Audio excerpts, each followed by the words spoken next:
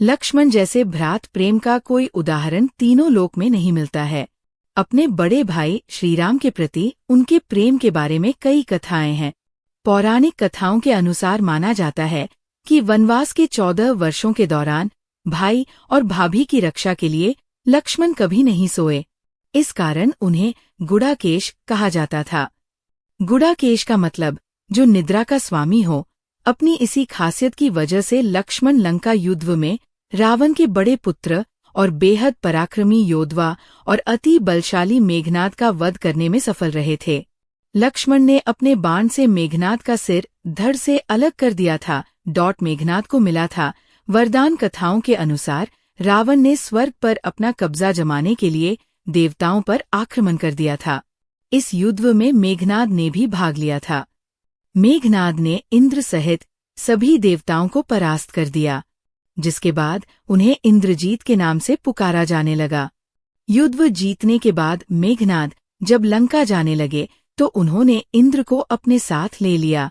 ब्रह्मा जी ने मेघनाद से कहा कि अगर वो इंद्र को मुक्त कर देंगे तो वह उन्हें एक वरदान देंगे। ब्रह्मा जी ने मेघनाद का अमर होने का वरदान तो ठुकरा दिया, लेकिन उन्हें आशीर्वाद दिया कि पृथ्वी पर केवल एक व्यक्ति ही उसका वध कर सकता है जो 14 सालों से सोया न हो। क्या कहा ऋषि अगस्त्य ने? एक बार ऋषि अगस्त्य ने कहा था कि मेघनाद को खुद भगवान श्रीराम भी नहीं मार सकते थे, उन्हें तो केवल लक्ष्मण ही मार सकते थे। कथाओं के अनुसार एक बार ऋषि अगस्त्य अयोध्या आए तो लंका युद्ध पर चर्चा होने लगी। तभी श्रीराम ने बताया कि किस तरह से उन्होंने रावण और कुंभकर्ण जैसे महारथियों का वध किया था। अनुज लक्ष्मण ने भी मेघनाद और अतिकाय जैसे शक्तिशाली असुरों का वध किया था। ऋषि अगस्त्य ने कहा कि इसमें कोई दो राय नहीं कि रावण और कुंभकर्ण अति शक्तिशाली थे, लेकिन सबसे बड़ा वीर मेघनाद ही था। लेकिन लक्ष्मण ने उसका वध किया। केवल वही ऐसे व्यक्ति थे जो उसका सहार कर सकते थे। वनवास के 14 वर्षों के दौरान भाई और भाभी की रक्षा के लिए लक्ष्मण कभी नहीं सोए। इसीलिए केवल लक्ष्मण ही ऐसे व्यक्ति थे जो महाबलशाली मेघनाद का सहार कर सकते थे।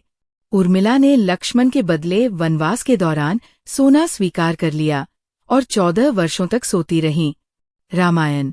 लक्ष्मण जैसे भ्रात प्रेम का कोई उदाहरण तीनों लोक में नहीं मिलता है।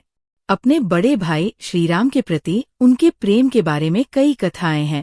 पौराणिक कथाओं के अनुसार माना जाता है कि वनवास के 14 वर्षों के दौरान भाई और भाभी की रक्षा के लिए लक्ष्मण कभी नहीं सोए। इस कारण उन्हें गुड़ाकेश कहा जाता था। गुड़ाकेश का मतलब जो निद्रा का स्वामी हो। अपनी इसी खासियत की वजह से लक्ष्मण लंका युद्ध में रावण के बड़े पुत्र और बेहद पराक्रमी योद्धा और अति बलशाली मेघनाद का वध करने में सफल रहे थे। लक्ष्मण ने अपने बाण से मेघनाद का सिर धड़ से अलग कर दिया था।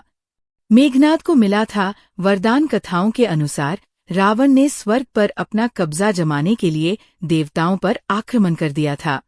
इस युद्ध में मेघनाद ने भी भाग लिया था। मेघनाद ने इंद्र सहित सभी देवताओं को परास्त कर दिया, जिसके बाद उन्हें इंद्रजीत के नाम से पुकारा जाने लगा।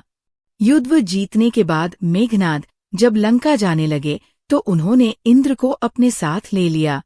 ब्रह्मा जी ने मेघनाद से कहा कि अगर वो इंद्र को मुक्त कर देंगे तो वह उन्हें एक वरदान देंगे। ब्रह्मा जी ने मेघनाद का अमर होने का वरदान तो ठुकरा दिया, लेकिन उन्हें आशीर्वाद दिया कि पृथ्वी पर केवल एक व्यक्ति ही उसका वध कर सकता है जो 14 सालों से सोया न हो। क्या कहा ऋषि अगस्त्य ने? एक बार ऋषि अगस्त्य ने कहा था कि मेघनाद को खुद भगवान श्रीराम भी नहीं मार सकते थे, उन्हें तो केवल लक्ष्मण ही मार सकते थे।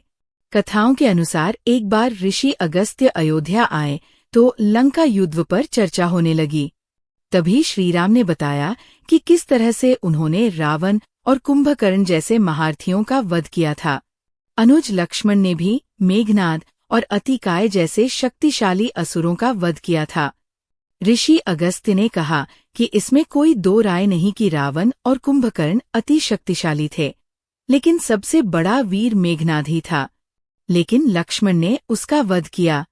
केवल वही ऐसे व्यक्ति थे जो उसका सहार कर सकते थे। राम को हुआ आश्चर्य। ऋषि अगस्त्य से लक्ष्मण की प्रशंसा सुनकर राम प्रसन्न तो बहुत हुए, लेकिन उन्हें आश्चर्य भी हुआ कि ऐसी क्या बात थी कि मेघनाद को केवल लक्ष्मण ही मार सकते थे।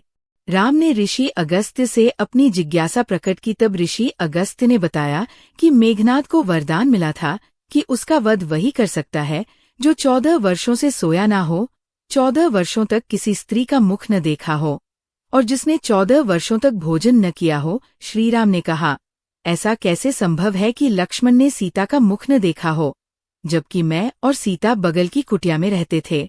14 वर्षों तक सोए न हो, ये भी कैसे संभव है? फिर 14 वर्षों तक मैं नियमित रूप से लक्ष्मण को भोजन के लिए फल फूल देता था। क्या कहा लक्ष्मण ने? ऋषि अगस्त्य ने कहा कि क्यों न लक्ष्मण से ही ये पूछ लिया जाए। लक्ष्मण ने बताया कि मैंने कभी सीता जी के चरणों के ऊपर देखा ही नहीं, इसीलिए मैं उनके आभूषणों को पहचान नहीं सका था। लक्ष्मण ने कहा कि जब आप फल फूल देते थे तो कहते थे कि लक्ष्मण फल रख लो, आपने कभी खाने को कहा ही नहीं। फिर आपकी आज्ञा के बिना मैं कैसे खाता? 4 वर्षों तक नहीं सोने के बारे में लक्ष्मण ने कहा कि आप और सीता माता एक कुटिया में सोते थे, मैं बाहर धनुष पर बाण चढ़ाए रक्षा में खड़ा रहता था। निद्रा देवी ने दिया वरदान। लक्ष्मण ने कहा कि वनवास की पहली रात को ही जब राम और सीता माता सो रहे थे तो निद्रा देवी आईं। लक्ष्मण ने निद्रा देवी से प्रार्थना कि उन्हें ऐसा वरदान दे कि पूरे वनवास के दौरान उन्हें नींद न आए, ताकि वह अपने प्रिय भाई और भाभी की रक्षा कर सकें। निद्रा देवी प्रसन्न होकर बोली कि अगर कोई तुम्हारे बदले 14 सालों तक सोए तो ये वरदान तुम्हें प्राप्त हो सकता है। इसके बाद लक्ष्मण के आग्रह पर निद्रा देवी लक्ष्मण की पत्नी और सीता की बहन उर्मिला के पास पहुंची। उर्मिला ने लक्ष्मण के बदले पूरे वनवास के दौरान सोना स्वीकार कर लिया और वह 14 वर्षों कर सोती रही। लक्ष्मण ने श्रीराम से कहा कि मैंने गुरु विश्वामित्र से एक अतिरिक्त विद्या का ज्ञान लिया था, इसके जरिए कोई भी व्यक्ति बिना अन्न ग्रहण किए जीवित रह सकता है। लक्ष्मण ने कहा कि उसी विद्या से मैंने अपनी भूख नियंत्रित की। यह सुनकर प्रभु श्रीराम ने लक्ष्मण को गले से लगा लिया।